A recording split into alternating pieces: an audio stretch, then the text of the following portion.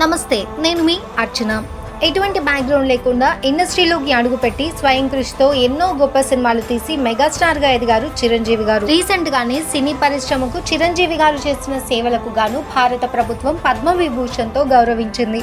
తన నటవారసుడిగా రామ్ చరణ్ గారిని ఇండస్ట్రీకి పరిచయం చేయాలని డిసైడ్ అయిన తర్వాత ఒక స్టార్ డైరెక్టర్ తో మంచి కథ ద్వారా ఇలా చేస్తే బాగుంటుందని రాజమౌళి గారిని సంప్రదించడం జరిగింది. అందుకు రాజమౌళి గారు ఇలా అన్నారు: చరణ్ నటన గురించి నాకు పెద్దగా ఐడియా లేదు కాబట్టి ఫస్ట్ సినిమా ఏ డైరెక్టర్ తోనైనా తీయించండి, సెకండ్ మూవీ మాత్రం ఖచ్చితంగా నేనే డైరెక్ట్ చేస్తాను అని. అందుకు సరేనన్న చిరంజీవి గారు పూరి జగన్నాథ్ గారిని పిలిపించి అసలు విషయం చెప్పి కథ రెడీ చేయమని చెప్పారు. కొన్ని రోజుల తర్వాత పూరి జగన్నాథ్ గారు చిరుత స్టోరీతో రావడం జరిగింది.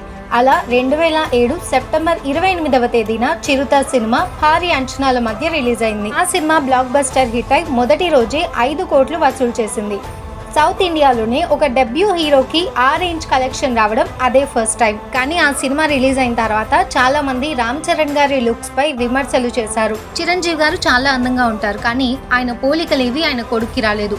అసలు బ్యాక్గ్రౌండ్ అనేది లేకపోతే రామ్ చరణ్ లుక్స్ చూసి కూడా ఎవరైనా హీరోగా తీసుకుంటారా అని కూడా చాలా మంది విమర్శించారు. ఇంకా కొంతమంది అయితే చిరంజీవి గారు అలాగే పూరి జగన్నాథ్ గారి వల్లే సినిమా ఆడిందని, అసలు రామ్ చరణ్ ని చూసి కాదని ఆయనకి కొంత కూడా క్రెడిట్ ఇవ్వలేదు. ఈ విమర్శలపై పెద్దగా ఎక్కడ మాట్లాడలేదు రామ్ చరణ్ గారు.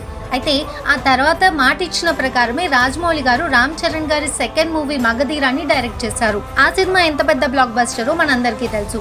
150 కోట్లు వసూలు చేసి ఇండస్ట్రీ హిట్ గా నిలిచింది. ఆ తర్వాత పలు సినిమాల్లో నటించిన ఆయన కెరీర్ లో బెస్ట్ గా చెప్పుకోవాల్సింది రంగస్థలం.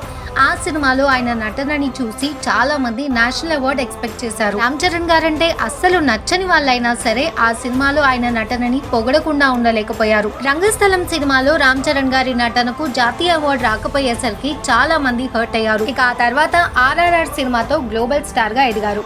రామ్ చరణ్ గారు 2012లో ఉపాసన గారిని పెళ్లి చేసుకున్నారు.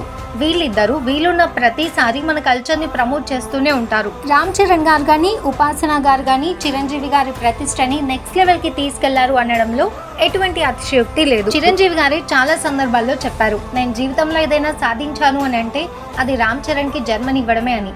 ఇంతకన్నా ఒక కొడుకు ఇంకేం కావాలి? మరి రామ్ చరణ్ గారి సినిమాలో మీకు నచ్చిన సినిమా ఏంటో కమెంట్ సెక్షన్ లో కమెంట్ చేయండి. అలాగే ఇటువంటి మరిన్ని ఇంట్రెస్టింగ్ వీడియోస్ కోసం మన ఛానల్ ని సబ్స్క్రైబ్ చేసుకొని ఆ పక్కనే ఉన్న బెల్ ఐకాన్ ని యాక్టివేట్ చేసుకోండి.